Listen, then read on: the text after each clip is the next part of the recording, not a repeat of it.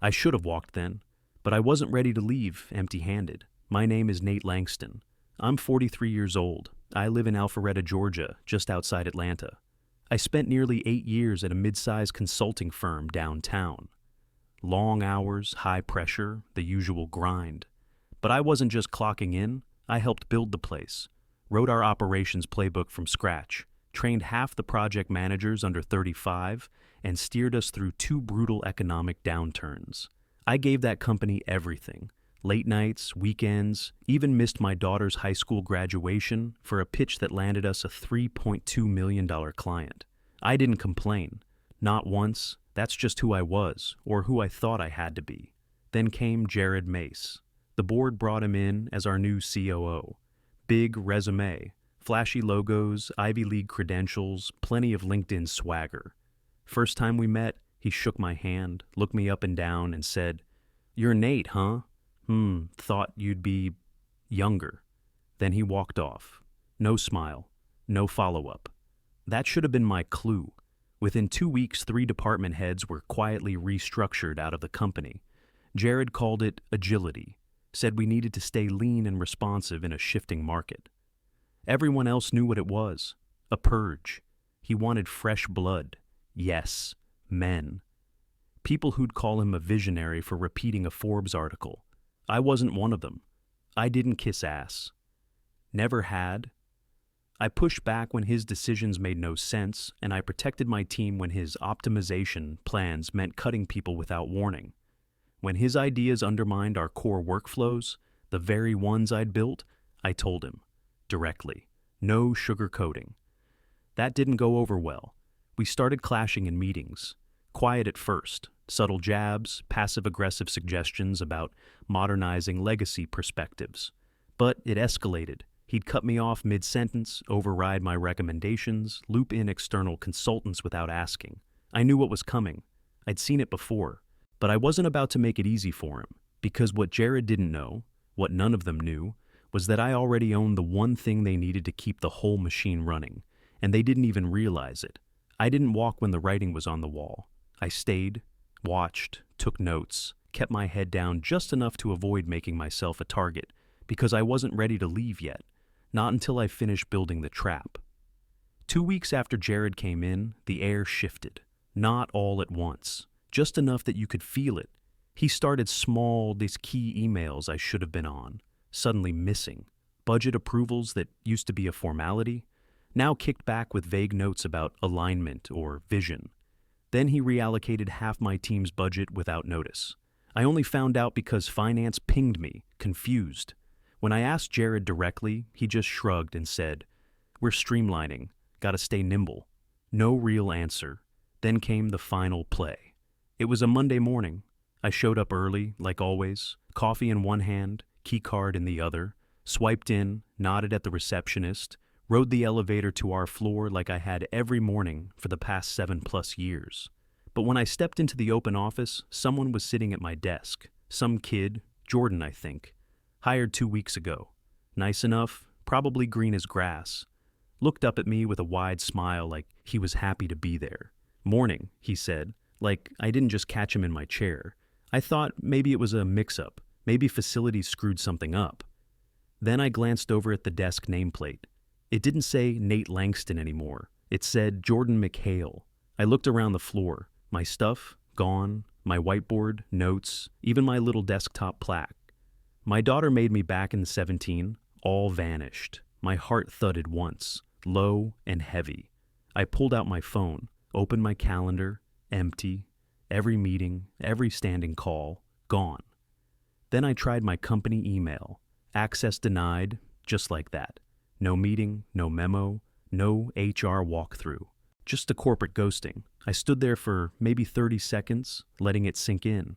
Then I turned and walked down the hall, claimed the last empty conference room and shut the door. And I stayed there. No drama, no yelling, no emails begging for answers. Just me, my own laptop, and a quiet determination I hadn't felt in years. I logged in through a private network and kept working. Not for them, for me. I started rebuilding my files, pulling records, backing up personal archives, watching what they touched and what they didn't. A couple of folks stopped by that first day. One of the PMs I trained knocked, leaned halfway in. "Hey, are you okay?" "Fine," I said. "Just need some quiet." Word got around quick. By Wednesday, I was getting Slack pings and texts from people I hadn't heard from in months. "What's going on? Are you on leave or something? Jared said you're consulting remotely now. That true?" Consulting remotely. That was rich. Jared had told the entire leadership team that I'd transitioned into an advisory role. My clients handed off to Jordan. No warning, no transition meeting, just gone. I didn't push back. I just took notes. Quietly watched the company move without me. Let Jared think he'd won. Because what no one realized, not Jared, not Jordan, not anyone sipping the Kool-Aid, was that I'd already started laying the foundation to flip the script. And the longer they pretended I didn't exist, the better it played into my hands.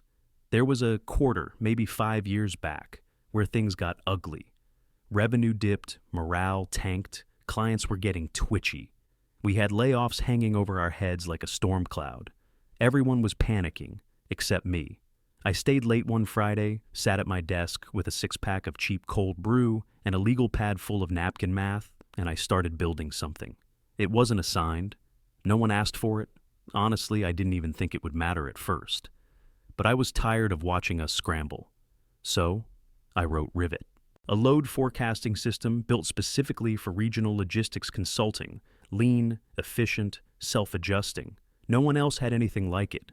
I spent 3 weekends refining the model, coded the backend from scratch, built the UI in my garage on an old monitor I'd salvaged from IT. When I finally showed it to leadership, they didn't get it at first. But when I ran a simulation on our West Coast portfolio, it showed an 18% labor waste cut just by optimizing shift loads and routing logic. That got their attention. After that, Rivet became the golden goose. We pitched it to clients like it was the future, which, in a way, it was. Saved our ass in 3 markets. Became a core part of our service offering. Hell, we even ran internal workshops around it. But no one ever asked who owned it, and I never offered. I never signed an IP transfer, never put it on a company server. Rivet was mine, built on my time, on my hardware, with my code. They used it, sure, but I made damn sure it stayed tied to my name. Which brings us back to Jared. After the silent freeze-out, he didn't touch Rivet. Not at first. I think he assumed it just ran in the background, like air conditioning, something handled by legacy systems. I saw him reference it on a pitch deck once. Just the results, of course, not the source. Then one day, I caught Jordan demoing it on a client call. Poor guy couldn't explain half of it. Just read bullet points off a script someone else had written. That's when I knew. They thought I was bluffing. So, I let them think that. That weekend, I set up an LLC, bought a clean.consulting domain, built a landing page in under 6 hours. I didn't name Rivet directly, but I hinted, proprietary forecasting engine designed to cut operational waste and streamline regional logistics. I listed results, the real ones, and left my name at the bottom. No job title, just Nate Langston, founder. Monday morning, I sent 3 emails. Former clients, folks I'd worked with for years. Each one short and clear. I'm consulting independently now. If you're interested in working directly, no middlemen, no inflated costs, let's talk. Within 24 hours, I had 3 replies. All 3 said the same thing. We'd love to. Can we talk scope? And just like that, I was back in business. They kept pretending I was gone. So I let them keep pretending. Right up until the invoice hit. Jared had told the board I'd walked out. Said I'd left things messy and Jordan was cleaning it up. He thought the system he'd inherited was part of the company now. He thought what I built could be absorbed, rebranded, and forgotten. Turns out, I took the core with me. They just hadn't figured that out yet. I gave them 72 hours. A formal cease and desist letter, delivered electronically and by certified mail. Plain language, no frills. I attached the IP registration number, timestamps, design files, and a clean-cut message. Rivet is my proprietary software, developed independently and retained under personal ownership. You are currently using it without license or permission. Cease all use immediately, or legal action will follow. No bluff, no posturing, just fact, and then nothing. No reply, no lawyer email, no panicked phone call, just silence like I hadn't just dropped a lit match on a gasoline trail. That Friday, I got the company newsletter. Inside it, a leadership update slide deck for client partners. My old headshot, gone. Replaced with some stock image of a guy in a blazer, arms crossed, smiling at nothing. Team restructure was the heading. No mention of me, no mention of Rivet, just airbrushed history.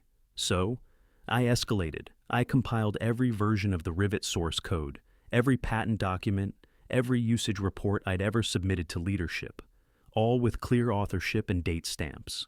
I added screenshots of internal Slack convos where people literally typed "Ask Nate" when Rivet broke down, and I packaged it all up into a zip folder labeled Rivet Original Owner. Then I sent it to two people, a journalist I knew from a tech industry newsletter, the kind that lives for David versus Goliath stories, and a former investor who'd walked away from the firm after Jared came in. The investor never responded. The journalist replied in 18 hours flat. "This is huge. Want to go on record?" I told him, "Not yet. Let them sweat." That Monday, an emergency board meeting popped up on someone's calendar. I wasn't in the room, obviously, but I still got the agenda, courtesy of a quiet ally in finance. It read, IP Dispute Risk Assessment, Summary, Méfis, Sa Legal Options. Boom. Meanwhile, Jared kept up the charade. LinkedIn posts about disruption through trust. Buzzword salads dressed up with filtered photos of him in glass conference rooms. He even posted a selfie with the caption, "Leadership isn't about being liked. It's about being right when it counts." I nearly choked on my coffee. He thought silence was strength. He didn't realize I was just giving him the rope. I kept my mouth shut publicly. Let the timeline play out. Let the board realize on their own that they were running their most valuable client system without a legal license. Let them realize that the guy they quietly erased was still holding the detonator. And then, the crack. It came in the form of a late-night ping from someone I hadn't heard from in a year. Sam. He used to be a dev under me. Quiet guy, sharp. The kind of employee you only miss once he's gone. He said, "You're not the only one he screwed over." Attached were 3 files, project logs, Slack messages, and a shared doc titled Axis IQ Dev Timeline. Axis IQ. That's when I knew Jared wasn't just gambling on using Rivet illegally. He'd already been trying to clone it, badly. And one of his own people had receipts. He made the mistake of thinking erasure was the same thing as replacement. It wasn't. He could swap out photos, slide in junior staff, rename systems, and try to reframe the story however he wanted. But facts, they don't go away. I wasn't building a lawsuit anymore. I was building a spotlight. It was Sam who lit the fuse, but the explosion came from someone else. A couple days after he sent me the Axis IQ logs, I got a message from Rachel, one of the former devs who'd worked under me before Jared's restructuring. She was sharp, quiet, always thorough. I hadn't talked to her since she left. Honestly, I didn't even know she had. Her message just said, "Check your inbox. Thought you might want to see this." Inside were screenshots, Slack logs, project comments, contractor briefs. One line in particular stood out, highlighted in yellow. "Just make it work close enough. He's already on his way out." They weren't just using Rivet. They'd tried to clone it under a new name, Axis IQ, and the notes, they didn't even bother hiding it. Someone wrote, "Borrow the Rivet framework. Don't reinvent the wheel." I sat there for a long time, just staring at the screen, not angry, not surprised, just done. I forwarded everything to the journalist. This time, I said yes. Put me on record.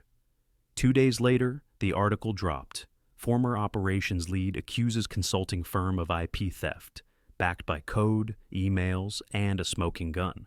It spread fast. First LinkedIn, then Reddit, then some mid-level tech blogs that live for this kind of corporate drama, and then the comments, hundreds of them, people tagging former coworkers, sharing stories, resurfacing receipts. And I'll tell you this, the story stopped being about software real quick. It became something else entirely. It became about Jared. His name was all over the article, and the comments lit him up like a bonfire. People I hadn't heard from in years started chiming in. This is the guy who told me, "You're not management material, just a good doer." He once pitched my team's idea to the board and didn't even pretend to change the slides. He told me leadership is about optics, not outcomes. They weren't just mad about Rivet.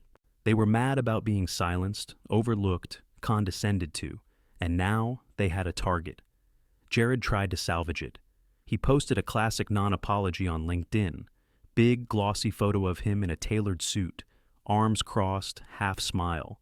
Caption read, "Innovation always comes with friction. We stand by our integrity and our commitment to evolving ideas." Evolving ideas. He really thought he could spin IP theft as evolution. It backfired. Every comment under that post was brutal. No one bought it, and for once, no one was afraid to say it out loud. But the knockout punch didn't come from me or Sam or Rachel. It came from Jenna. She was my old project coordinator. Smart, steady, always had a backup plan. She reached out a day after the article went live.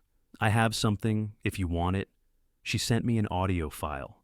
A phone recording, 2 minutes and 43 seconds. From a check-in call between her and Jared, dated 3 months before I was phased out. The transcript wasn't subtle. "Jared, if we cut him out now, we can control the messaging." Jenna. "But what about Rivet?" Jared. "He walked out. It's fair game now. No one will find out, just delete it." Her voice was calm. His, confident, careless. I asked her if I could use it. She didn't hesitate. "No one protected me when I was under him," she said. "I'm done being quiet." That night, she filed a formal whistleblower complaint, forwarded everything, audio, chat logs, project notes, to the board and the same journalist. And then, it was out of my hands. What started as a software dispute had become a leadership reckoning. And for the first time since Jared grinned his way into my office, it wasn't just my fight anymore. It was everybody's. The invitation had been sitting in my inbox for months. Logistics Future Now Conference, Chicago, main stage, Thursday, 10:30 a.m. Back when it first came in, I almost deleted it. Public speaking wasn't my thing, and I had no reason to stand up in front of a crowd of executives pretending to innovate. But now, after the article, after Jenna's recording, after the flood of voices speaking out, now it felt like the perfect stage. I flew up the night before, no entourage, no media team, just me, a carry-on, and a presentation I'd spent all week refining until every slide hit like a hammer. The room was packed. People stood in the back, lining the walls. A quiet buzz ran through the audience, a low hum of whispers and curious glances, and there he was. Jared, back of the room, arms folded, trying to look calm, like he still owned the place. I stepped up to the podium, clicked the mic on, and opened with a question. What happens when innovation isn't stolen by accident, but on purpose? That got their attention. I clicked to the first slide, a timeline of Rivet year, usage stats, internal reports, all marked and sourced. Then came the IP filing, the code base, the contract screenshots, the cease and desist.